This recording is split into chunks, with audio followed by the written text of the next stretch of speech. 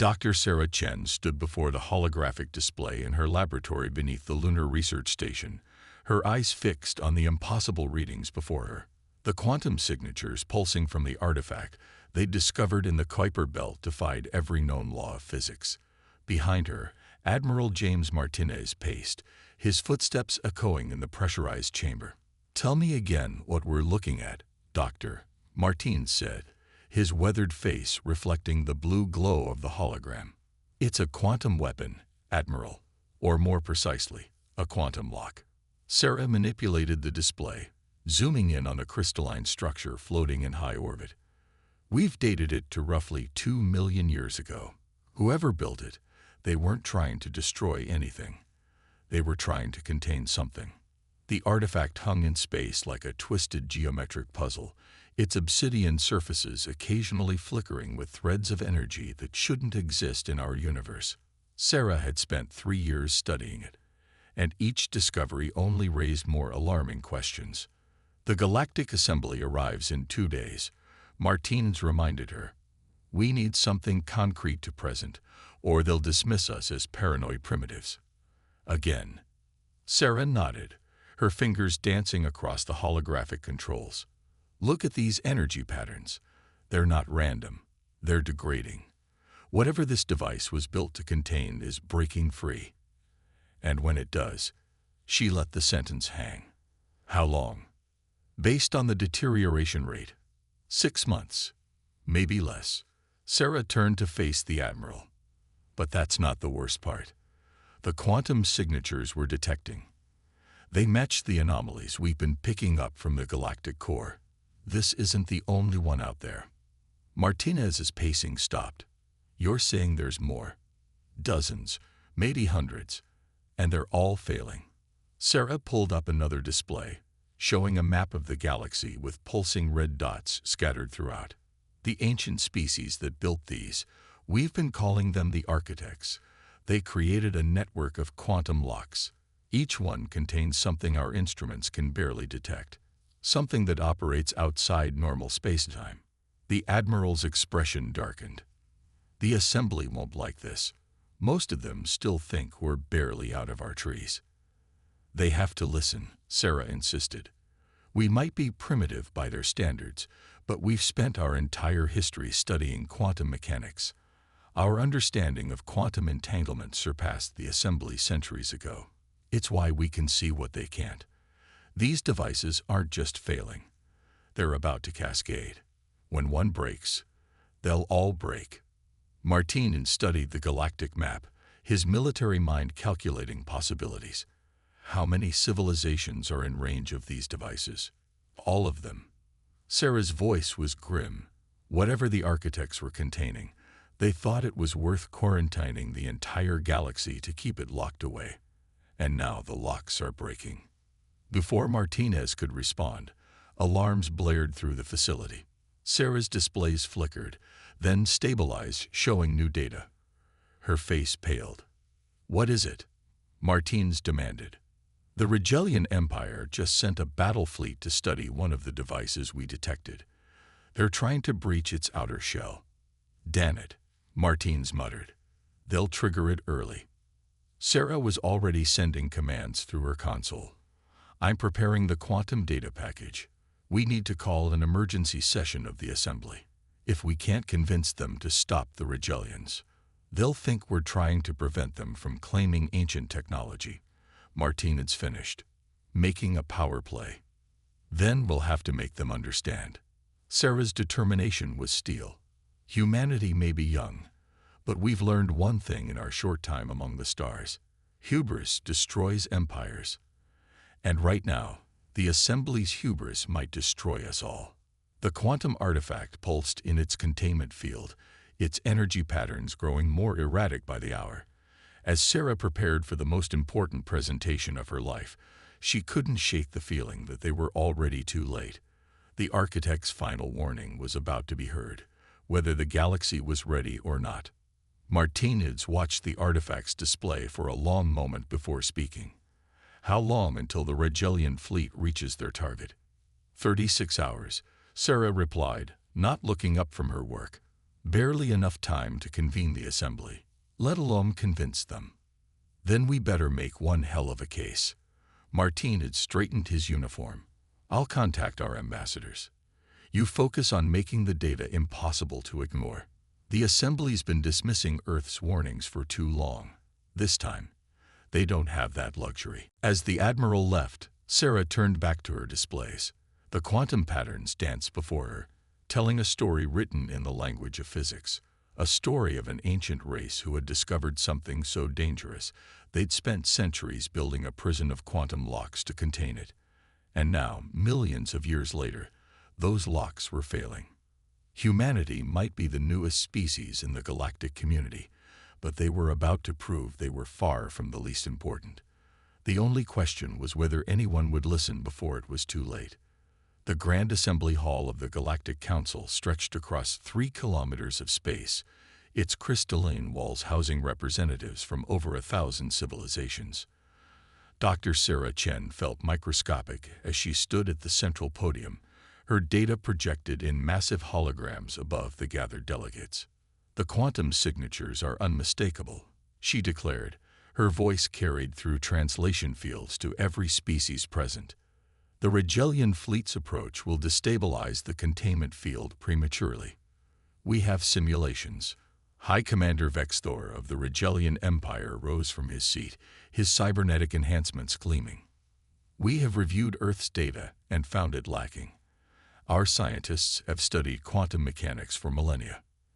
These containment fields are nothing more than remnant energy signatures from ancient power sources. Sarah fought to keep her frustration in check. Commander, with respect, Earth's quantum research. Earth, Vexthor interrupted, has been among the stars for barely 2 centuries. The Regellian Empire has explored this galaxy for 50,000 years. We will not be lectured by children. Murmurs of agreement rippled through the assembly. Sarah glanced at Admiral Martinez, who gave her a subtle nod. They'd anticipated this response. Then explain this, Sarah said, adjusting the holographic display. The image shifted to show real-time data from the Kuiper Belt artifact. These patterns aren't random. They're a language, quantum information encoded into the fabric of space-time itself. We've begun to decode it. This caused a stir. Even Vexthor's cybernetic eye whirred as it focused on the data. The architects left a message, Sarah continued. A warning. These devices aren't power sources. They're prison cells. And whatever they're containing is waking up. The Arcturian delegate, a being of pure energy contained within a mechanical shell, moved forward.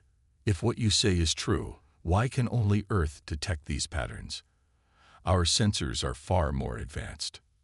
Because you're looking for the wrong things, Sarah explained. Humanity's understanding of quantum mechanics developed differently. We focused on quantum entanglement and superposition, while most species concentrated on quantum computing. Our perspective is unique, and in this case, crucial. Before she could continue, alarms blared through the chamber. A new hologram appeared, showing the Regellian fleet approaching one of the quantum locks. It's happening, Sarah announced, her voice tight. The fleet's energy signatures are already affecting the containment field. If they proceed with their planned scan. Enough, Vexthor thundered. The Regellian Empire will not be swayed by primitive fears. Our fleet will proceed as planned. When we claim this technology, perhaps then Earth will learn its place. Sarah watched in horror as the Regellian ships moved into position around the quantum lock. Their scanning beams reached out, probing the ancient device's surface. Please, she tried one last time. You're not just risking your fleet. If that containment field fails, it will trigger a cascade through all the others, the entire galaxy. The quantum lock pulsed, its energy patterns shifting from ordered geometry to chaos. Sarah's instruments screamed as reality itself seemed to bend around the device. Pull them back, she shouted, but it was too late.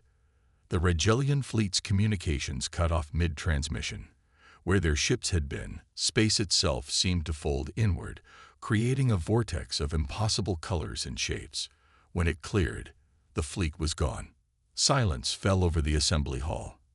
Vex Thor stood frozen, his cybernetic systems struggling to process what he'd just witnessed. "The containment field is failing faster now," Sarah reported, her voice hollow. "We have weeks at most before total cascade failure, and thanks to the Rigelian scan, we now know what the architects were containing." She adjusted the hologram one final time, showing the last data burst from the Rigelian fleet. They found tears in the quantum fabric of space, doorways to somewhere else. The architects didn't build these devices to contain something trying to break into our universe. They built them to prevent something from breaking out. As the assembly erupted into chaos, Sarah met Martinez's gaze across the chamber. Phase 1 was complete. They had the galaxy's attention. Now came the hard part, convincing them to trust humanity's solution before it was too late.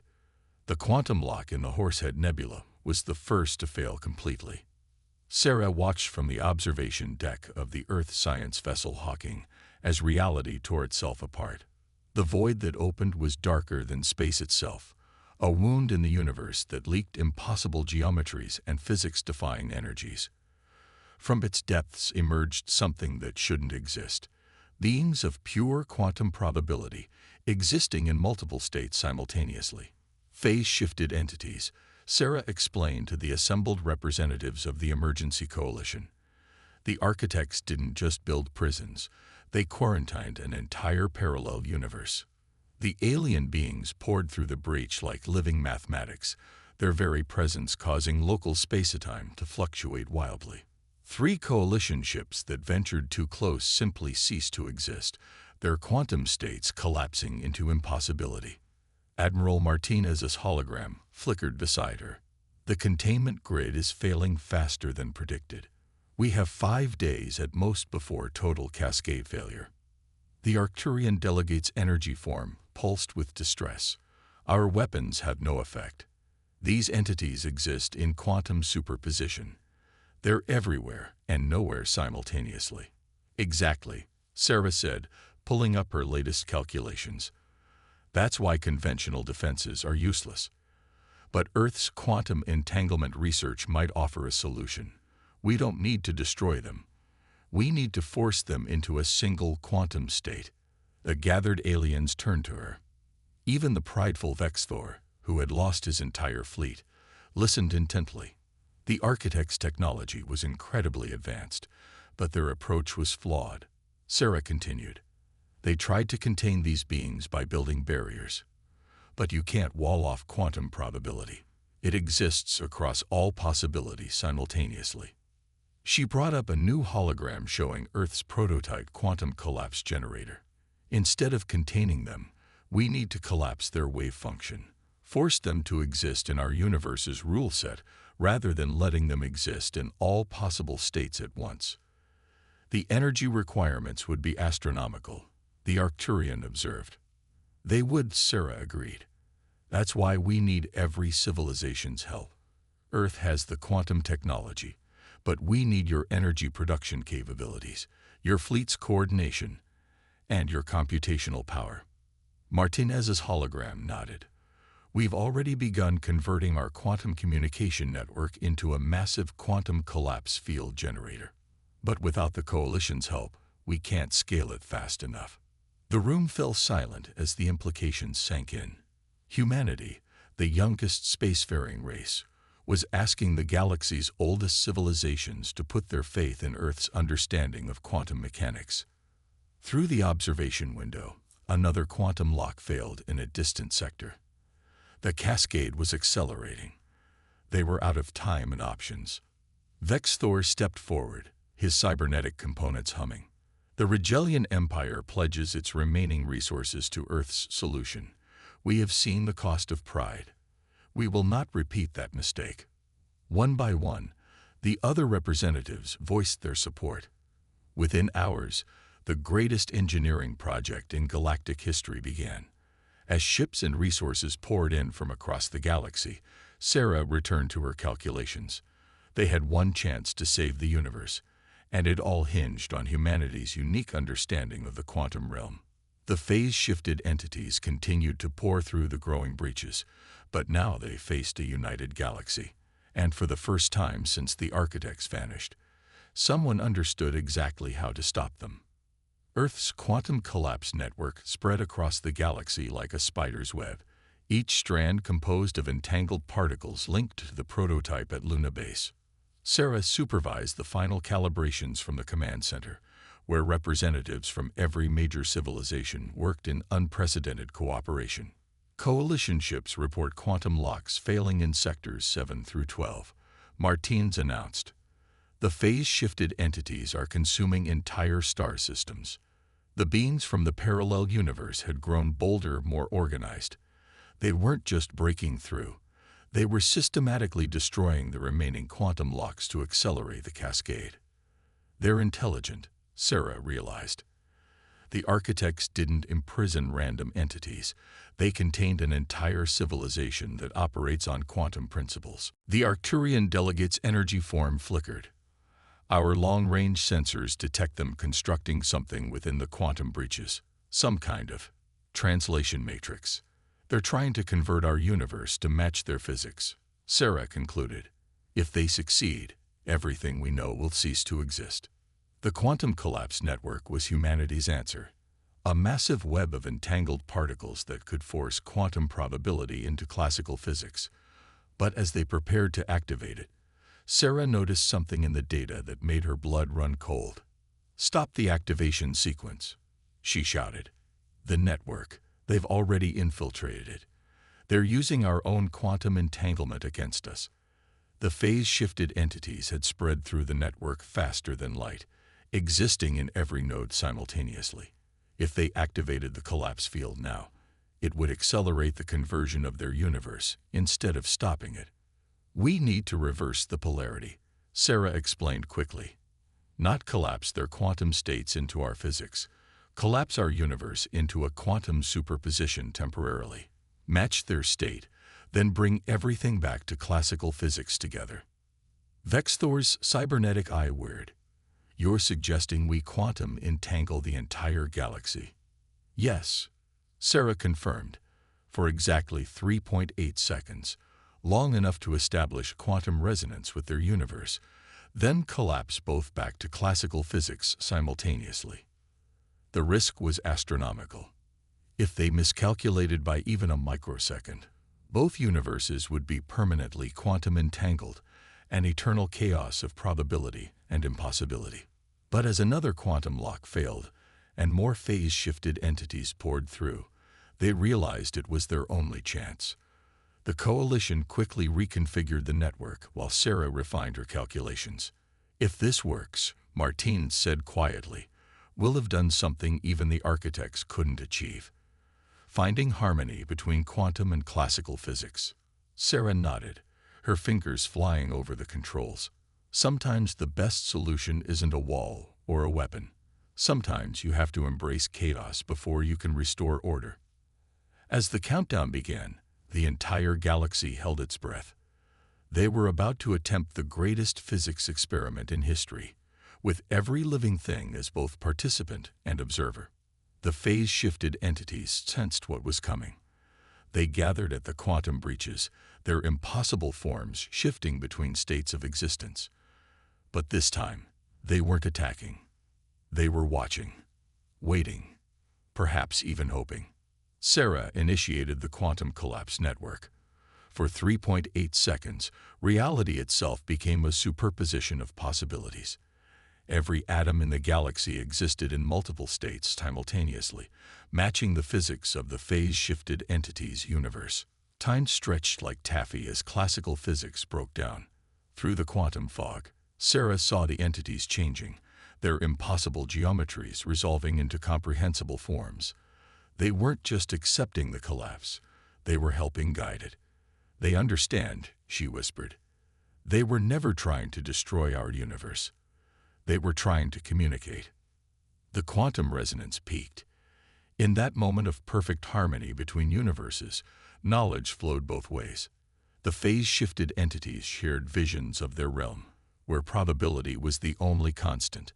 They had been reaching out across the quantum barrier for millions of years, seeking understanding. The architects, in their fear, had imprisoned them instead. With surgical precision, Sarah began the final collapse. Both universes synchronized, then separated, each retaining its own physics but now connected by a bridge of understanding. As reality stabilized, the quantum breaches sealed themselves, not through force or containment, but through mutual agreement. The phase-shifted entities withdrew to their realm, but not before leaving a gift: quantum mathematics far beyond anything humanity had imagined, a language of probability and possibility that would revolutionize science across both universes. In the aftermath, the Galactic Assembly convened again. This time, Earth's representatives sat in a position of honor. "We were wrong," Vexthor admitted to the gathered species. "We dismissed humanity as primitive because they lacked our history, our technology. But they possessed something far more valuable: the wisdom to seek understanding before confrontation." The Arcturian delegates' energy form pulsed in agreement. The architects built prisons because they feared what they didn't understand. Humanity built bridges because they wanted to understand what they feared. That difference saved both our universes. Sarah stood at the same podium where she had desperately warned them weeks ago. Now she presented humanity's proposal: a new quantum exchange initiative. Not walls, but windows. Not locks, but channels of communication. The phase-shifted entities were never our enemies, she concluded. They were our first true contact with a fundamentally different form of life. Today marks the beginning of not just interstellar cooperation, but inter-universal exchange. As she finished speaking, quantum patterns danced across the assembly hall ceiling, a greeting from their new allies in the probability realm. The patterns spoke of friendship, of knowledge freely shared, of barriers transformed into bridges. Humanity had proved itself not through force or technology, but through their characteristic traits: curiosity, empathy, and the willingness to consider radical solutions. In seeking to save the galaxy, they had expanded it beyond anyone's imagination. The quantum locks, once instruments of fear and containment, were being transformed into communication hubs. Through them, two universes would share art, science, and philosophy, each enriching the other while maintaining their unique nature. Sarah watched the quantum patterns and smiled. Sometimes the greatest discoveries came not from solving a problem, but from realizing it was never truly a problem at all. Just an opportunity for understanding, waiting to be recognized.